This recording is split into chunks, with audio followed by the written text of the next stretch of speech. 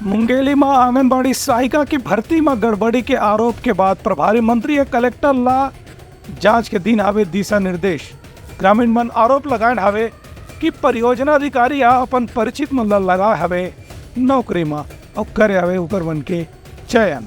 मुंगेली जिला में आंगनबाड़ी कार्यकर्ता और सहायिका मन के भर्ती के मामले में गड़बड़ी के प्रकरण सामने आए हैं। इस संबंध में जिला के प्रभारी मंत्री लखनलाल देवांगन मामला के संज्ञान लेके कलेक्टर राहुल देवला निर्देश जारी करी है कि जहां कहीं भी आंगनबाड़ी कार्यकर्ता और सहायिका के मामला में भर्ती में गड़बड़ी हो है और जहां भी दिशा निर्देश के उल्लंघन करेंगे है और प्रकरण न दुरुस्त करके योग्य व्यक्ति के चयन सुनिश्चित करे जाए। इस मामले में कलेक्टर प्रभारी मंत्री ने भरोसा दिवाइन है कि आंगनबाड़ी कार्यकर्ता मन के भर्ती जौन भी तरीका से करेगी है ओकर जाँच करे जाए और यदि उनमें कोई पक्षपात या भेदभाव होए तो फिर आंगनबाड़ी सहायिका की भर्ती में उचित ढंग से कार्रवाई करके योग्य प्रत्याशी के चयन सुनिश्चित करे जाए। इनमें एक अभ्यर्थी आरोप लगाई है कि बिना कोई दस्तावेज के जांच पड़ताल के संबंधित विभाग के अधिकारी केवल अपन परिचित महिला मन ही सहायिका और कार्यकर्ता के रूप में भर्ती करा है।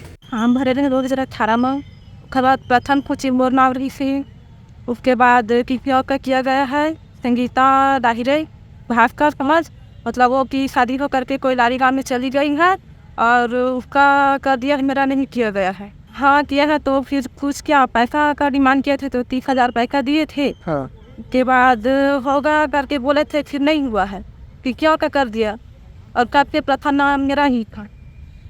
ये साहब के ग्राम पंचायत जल्दी ग्राम कंचनपुर में सहायिका पद के लिए 2018 में वो खुला था। उसमें प्रथम सूची में नागेश्वरी ओगरे का नाम चयन हो चुका था, कुछ कारणवश से रुक गया था।